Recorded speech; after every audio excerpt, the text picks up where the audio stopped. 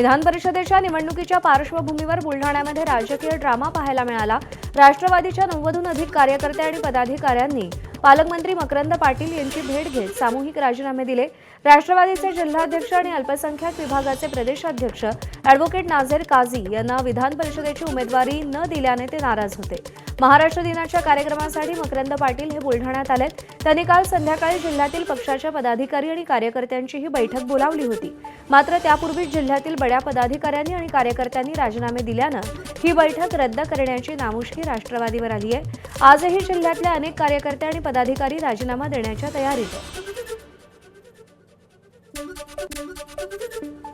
विधान परिषदेकरता तर तुम्ही राष्ट्रवादी काँग्रेसचं म्हणाल तर आमचे नाझीर काझी साहेब हे इच्छुक नक्की होते आणि त्या पदाला पात्र असणारे ते उमेदवार होते, परंतु जागा एक आणि इच्छुक अनेक, त्यामुळं शेवट पक्षश्रेष्ठींनी काही निर्णय घेतला आणि निश्चितपणानं काझी साहेबांना न्याय मिळणं अपेक्षित होतं। परंतु राजकारणामध्ये कधी कधी थोडंसं थांबावं लागतं। तर काझी साहेबांना 1-2 वेळा निश्चित थांबावं लागले, भविष्यामध्ये निश्चित त्यांना न्याय मिळेल अशी मला खात्री वाटते।